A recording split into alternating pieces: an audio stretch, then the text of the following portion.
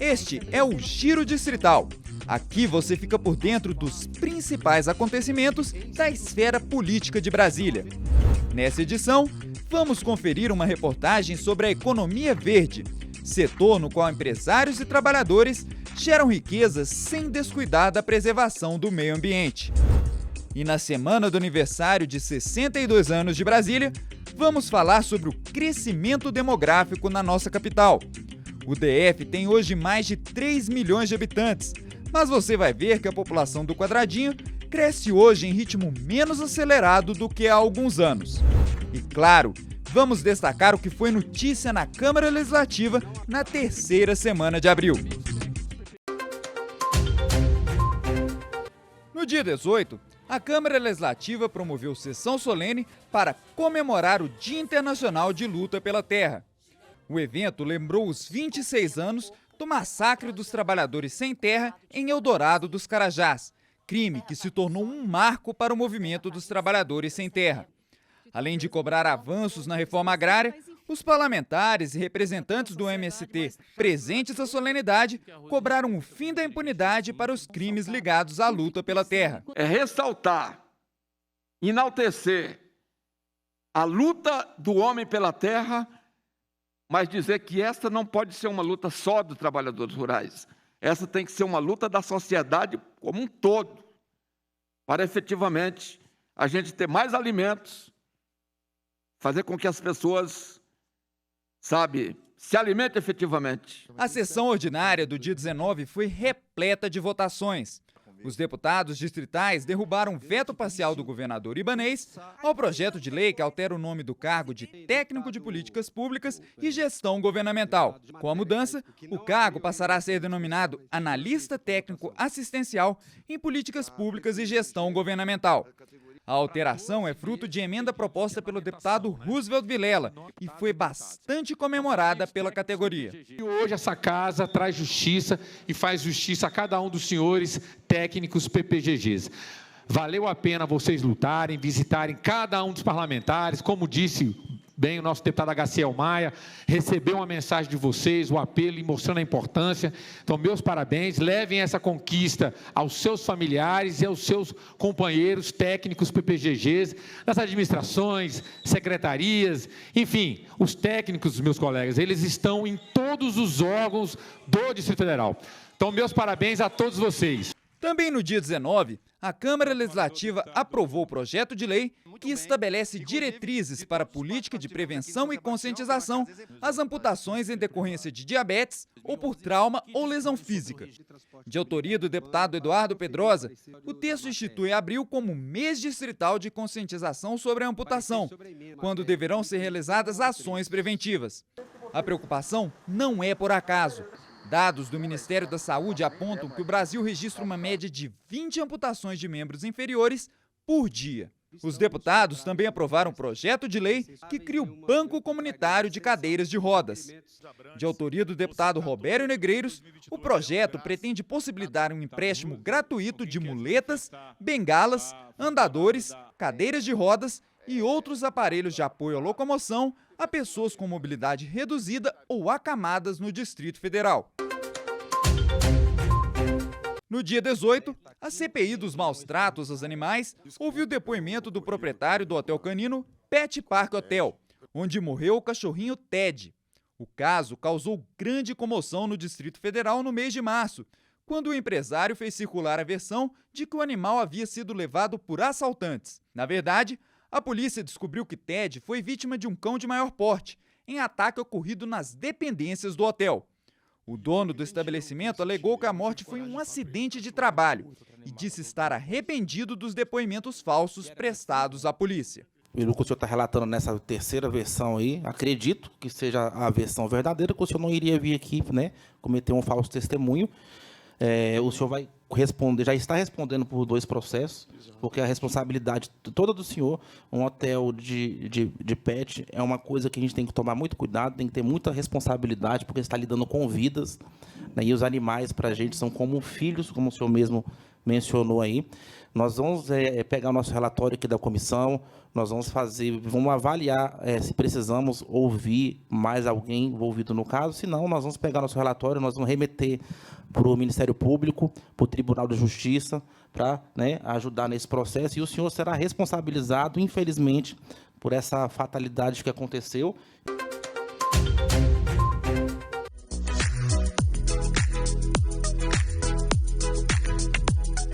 O que um brechó, um restaurante vegano e uma chácara de agricultura orgânica possuem em comum? A resposta está na atividade econômica. Eles são considerados economia verde, ou seja, são atividades sustentáveis que preservam o meio ambiente porque não emitem gases de efeito estufa, são sem risco ambiental e os produtos e serviços são relacionados ao uso coletivo e à economia circular, que, entre outras coisas, prega o reaproveitamento dos produtos.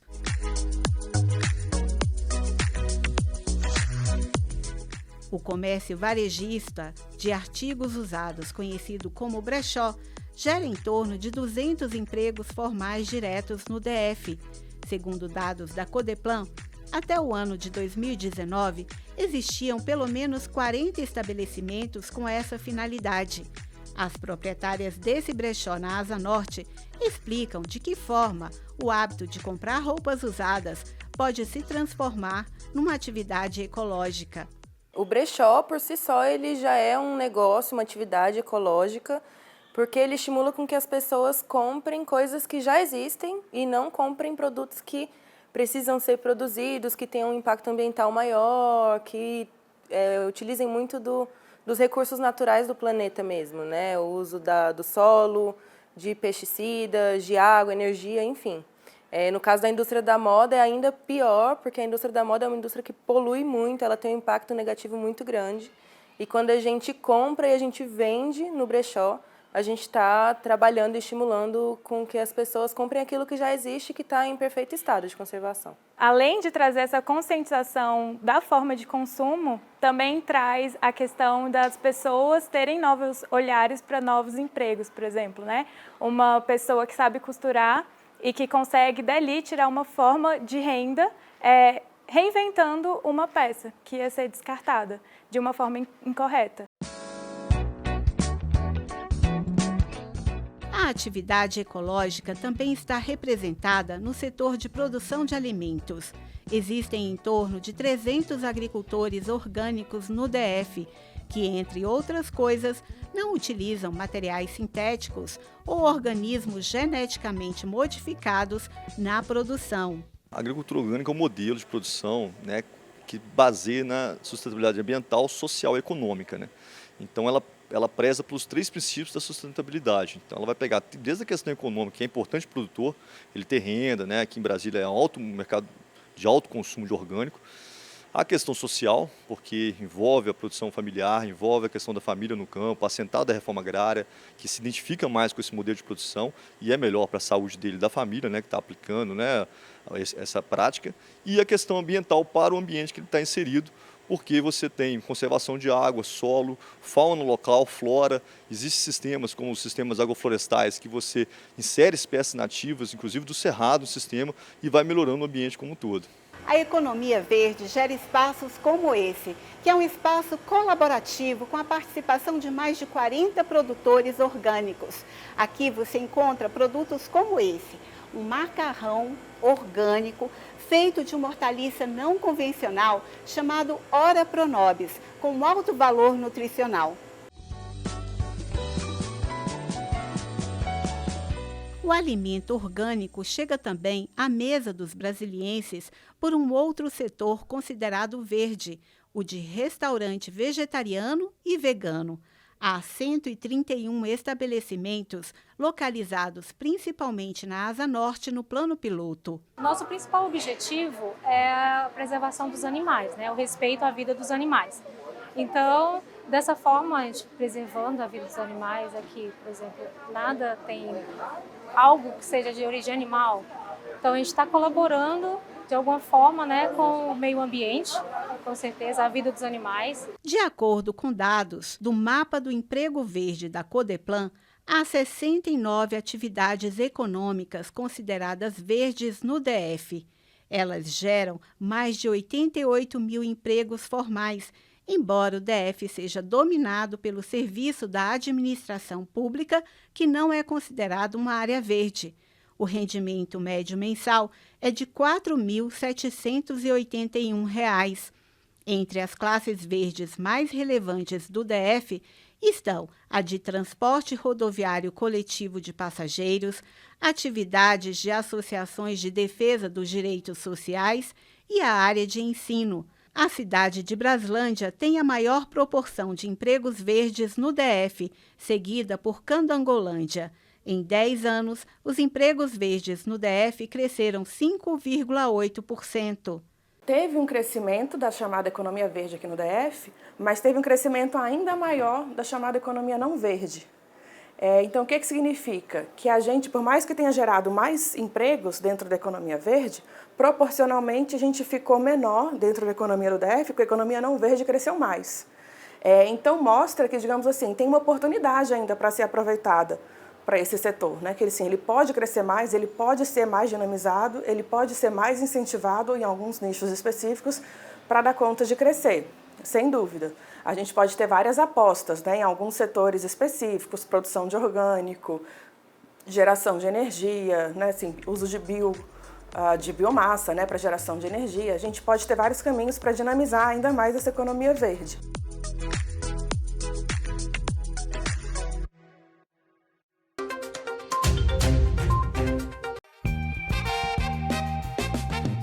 A distância entre essa foto e esse advogado é de 65 anos. Ele estava presente na primeira missa realizada em Brasília em 1957, antes mesmo da inauguração da nova capital. À época, ele era muito novo, não se lembra de ter participado desse momento histórico, mas guarda com carinho e orgulho uma das primeiras fotografias em que aparece com a família. Essa foto é de 3 de maio de 57 e eu cheguei dia 20 de abril de 57, então era muita novidade para uma criança de 2 anos. As memórias hoje são praticamente passadas. Então aqui para mim, meu pai se reconheceu nessa foto aqui em primeiro plano, nessa famíliazinha, né? Meu pai, minha mãe, minhas irmãs, e eu estou meio escondido aqui atrás. Com boa vontade a gente se enxerga, né? Nos anos iniciais, a paisagem e a configuração demográfica de Brasília eram bem diferentes.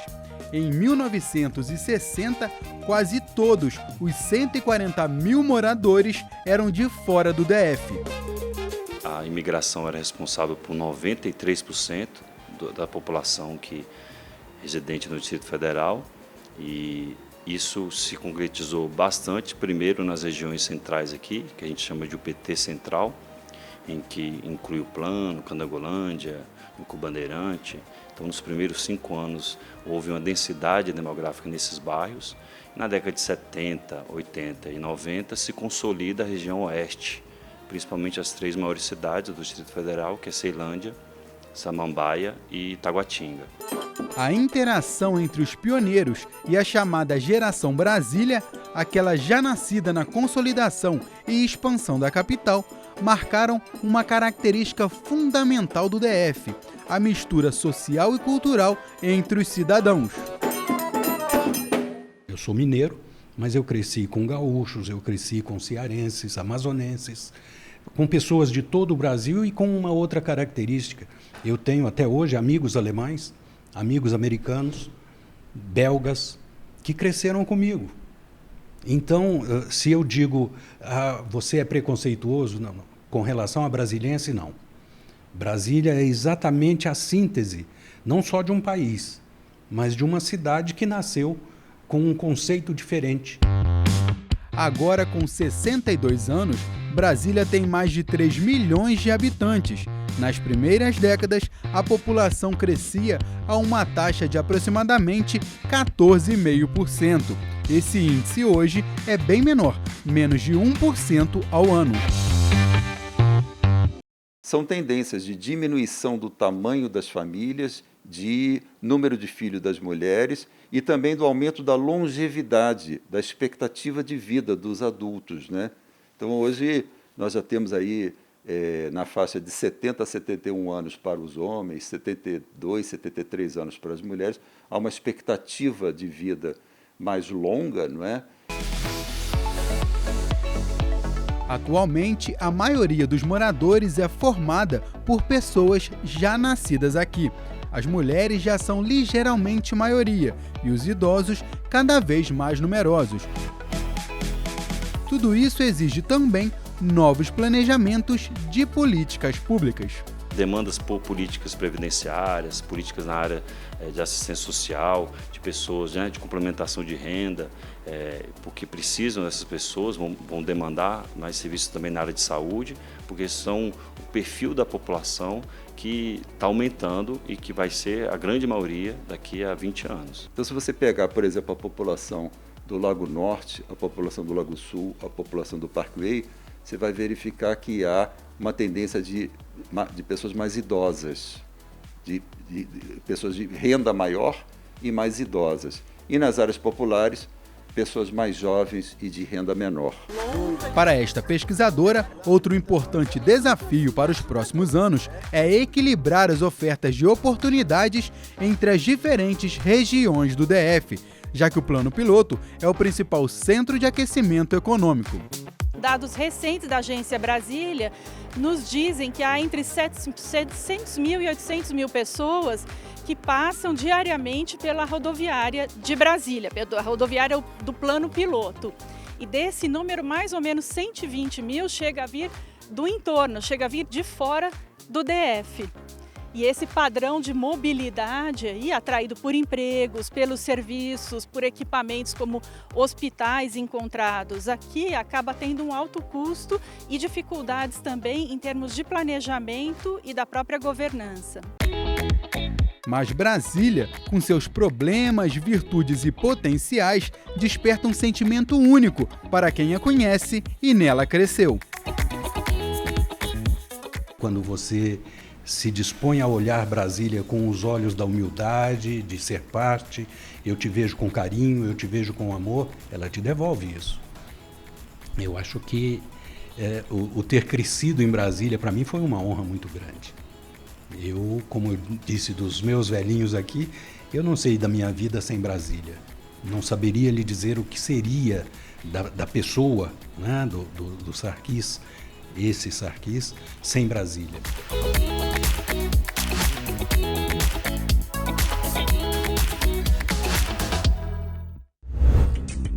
E não se esqueça, para outras informações sobre os trabalhos da Câmara Legislativa, acesse o portal de notícias da Casa.